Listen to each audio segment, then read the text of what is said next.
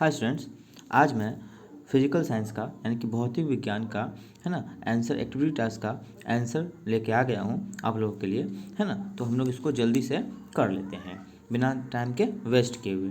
चलिए हम लोग चलते हैं 1.1 की तरफ, ठीक है, और ऑप्शन की तरफ चलते हैं। वह विकल्प जो मापने योग्य भौतिक राशि नहीं है, ठीक है, जिसे हम नहीं माप सकते हैं, ठीक है। तो पहला का हो जाएगा आपका ये थर्ड नंबर, नेपथलीन बॉल की गेंद। उसके बाद है आइसोबार के लिए सही विकल्प क्या है। इसका हो जाएगा आपका, है ना, लास्ट समान द्रव्यमान संख्या, ठीक है। अब हम लोग चलते हैं 1.3 के तरफ। देखिए 1.3 में आपका सवाल है कि संवेग का बीमा व्यंजक है। आपको संवेग का बीमा व्यंजक बताना है। इसका जो है आपका लास्ट हो जाएगा, ठीक है, ये लास्ट mL/t-1। पानी का वह विशेषता 1.4 में चलते हैं।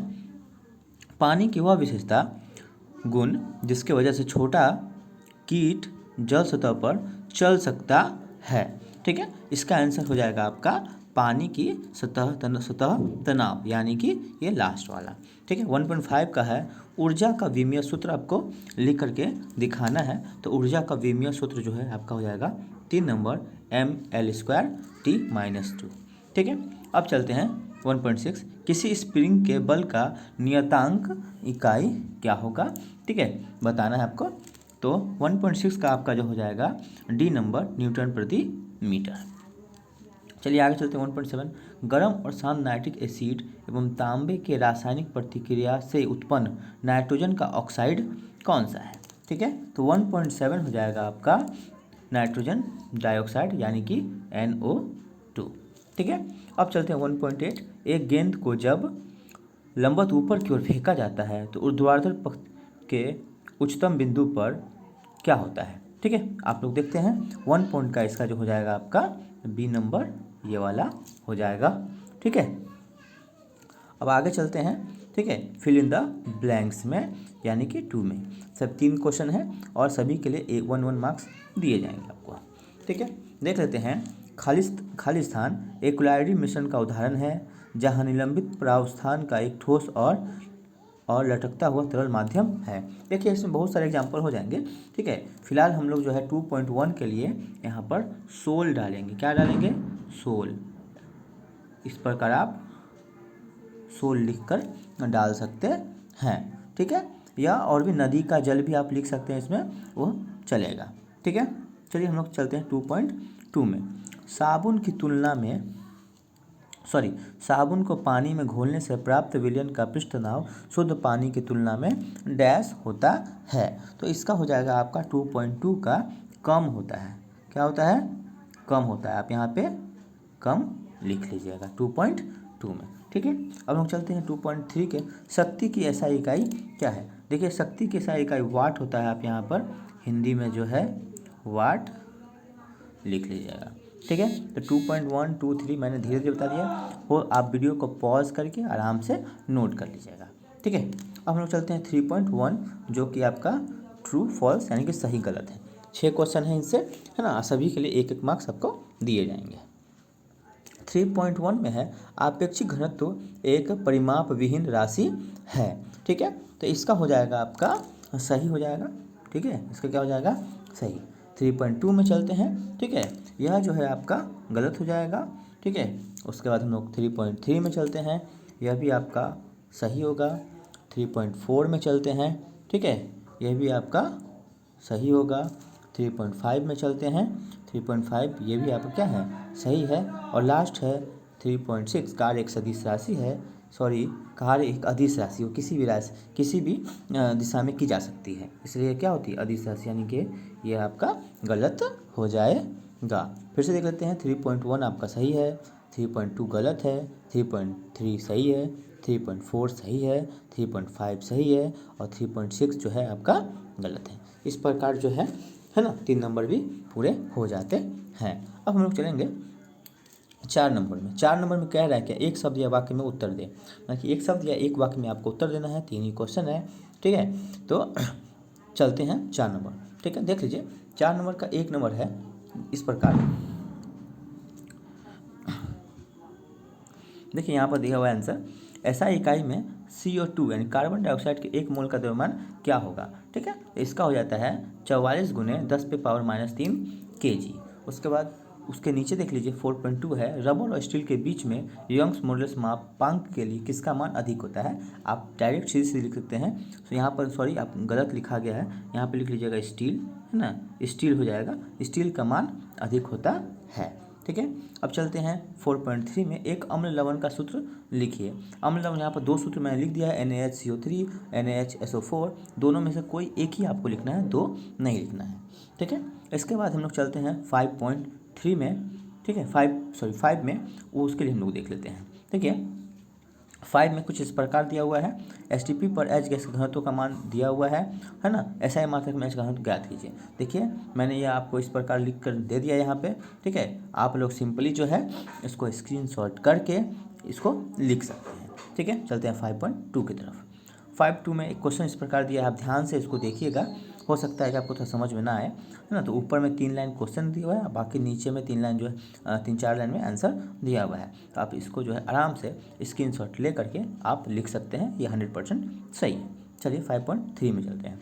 देखिए 5.3 में यहाँ पर ऊपर में क्वेश्चन दिया हुआ है और इसका सॉल्यूशन दिया गया है, आपको बस इसको कॉपी कर लेना है। यह भी जो 100% सही है। नीचे में देख लीजिएगा इसका आंसर है 0.1 मोल प्रति लीटर, लीटर L करके मैंने लिखा है, उसको ध्यान से देख लीजिएगा। ठीक है, अब चलते हैं 5.4 की तरफ। देखिए 5.4 में जो है मैंने ऊपर में क्वेश्चन लिखा है, ये 2 मार्क्स की है ना, और इसका पूरा सॉल्यूशन जो है मैंने यहाँ पर लिख दिया है। तो आप इसको यहाँ तक लिख लीजिएगा, लास्ट यहीं तक है आपका। ठीक है, लास्ट आपका यहीं तक दिया हुआ है, तो आप यहीं तक आप लिख लीजिएगा। ठीक है, अब चलते हैं 5.5 की तरफ। देखिए 5.5 भी कुछ इसी प्रकार है, लिखा हुआ है सोडियम क्लोराइड के आयनों के घुलने पर प्रोटीन अणुओं के घुलने में मुख्य अंतर स्पष्ट करें। तो यहाँ पर मैंने इसका आंसर लिख दिया है, आप आराम से इसको लिख सकते हैं स्क्रीनशॉट ले करके। ठीक है, या वीडियो को पॉज करके आप आराम से इसको लिख सकते हैं। चलिए चलते हैं 5.6। ठीक है, तो 5.6 का आंसर इस प्रकार कुछ हो जाएगा। यदि यहाँ पर दिया हुआ है, यदि किसी पिंड का द्रव्यमान m और उसकी गतिज ऊर्जा e हो तो सिद्ध करना है आपको कि पिंड का संवेग 2me, हाँ, उसके ऊपर होल पावर 1/2 होगा। ठीक है, इस प्रकार मैंने आपको सिद्ध कर दिया है, आप इसे लेकर के आराम से लिख सकते हैं। ठीक है, चलते हैं हम लोग 5.7 की तरफ। देखिए बोला गया साधारण स्केल की सहायता से आप पतला कागज़ की मोटाई कैसे मापेंगे। ठीक है, तो इसका आंसर यहाँ पर अच्छे से मैंने समझा करके लिख दिया है, आप इसको आराम से पॉज करके वीडियो को या स्क्रीनशॉट ले करके आप लिख सकते हैं। चलते हैं नेक्स्ट 5.8 की तरफ। देखिए 5.8 में था रदरफोर्ड का अल्फा कण का प्रकीर्णन का के बारे में आपको बस उसके क्या बोलते हैं निष्कर्ष बताना था। देखिए इसमें तो बहुत सारा बड़ा आंसर है, लेकिन मैं निष्कर्ष के तौर पे मैं बताता हूँ कि आपको बस ये 3 पॉइंट ही लिखना है। देख लीजिए मैं ठीक से बता रहा हूँ आपको, ये यहाँ पर जो है आपके ये 3 पॉइंट आपको दिख रहे होंगे, बस यही 3 पॉइंट लिख लीजिएगा, वही आपके निष्कर्ष हो जाएंगे। अगर आपको लगता है कि नीचे वाला लिखना है तो आप वो भी लिख सकते हैं, लेकिन आपको 2 नंबर का है, मार्क्स का है, तो मैं बोलूँगा बस यही 3 लिख लीजिए, यह आपके लिए काफ़ी होगा। ठीक है, चलते हैं नेक्स्ट क्वेश्चन की तरफ।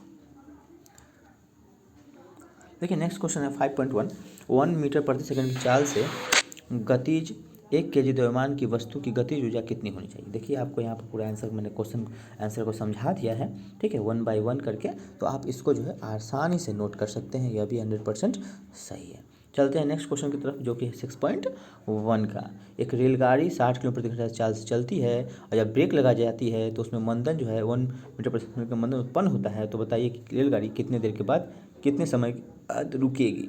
ठीक है, तो इस प्रकार जो है आपका बना दिया गया है। इसका आंसर है 16 से ही 16.2/3 सेकेंड। आप इसको आराम से कर सकते हैं। ठीक है, चलते हैं नेक्स्ट क्वेश्चन 6.2 की तरफ। देखिए इसमें भी कुछ बहुत लॉन्ग क्वेश्चन है, बड़े बड़े मार्क्स के क्वेश्चन ये, है ना। तो आप इसको देख लीजिए, पूरा का पूरा ऊपर में क्वेश्चन मैंने लिख दिया है, नीचे में आंसर कर दिया मैंने, तो आप इसको आराम से लिख सकते हैं। ठीक है, यह भी आपका सही आंसर है। चलते हैं 6.3 की तरफ।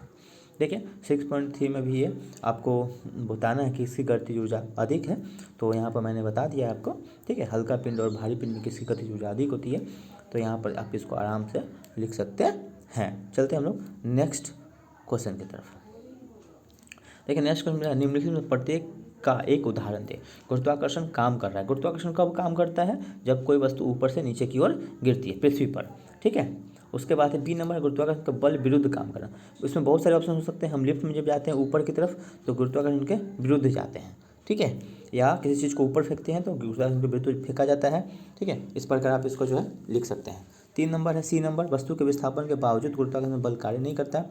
जब हम किसी सूटकेस या वस्तु भी बोल सकते हैं को हाथ में पकड़कर हम क्षैतिज दिशा में आगे बढ़ते हैं तो गुरुत्वाकर्षण बल एवं विस्थापन के बीच में 90 डिग्री का कोण बनता है, तब गुरुत्वाकर्षण बल कार्य नहीं करता है, ठीक है। इस प्रकार जो है आपके सारे सवाल के आंसर हो जाते हैं, ठीक है। तो आशा करता हूँ कि यह वीडियो आपको पसंद आया होगा, ठीक है। और अगर पसंद आया होगा तो लाइक ज़रूर से दें, ठीक है। और सब वीडियो को सब्सक्राइब जरूर से कर दें, है ना। इस चैनल को सब्सक्राइब कर दें ताकि मैं आगे भी आपके लिए वीडियो लाता रहूँगा। और अगर आपको कुछ भी समझ में प्रॉब्लम है तो आप कमेंट कीजिए कि आपको क्या समझ में नहीं आया।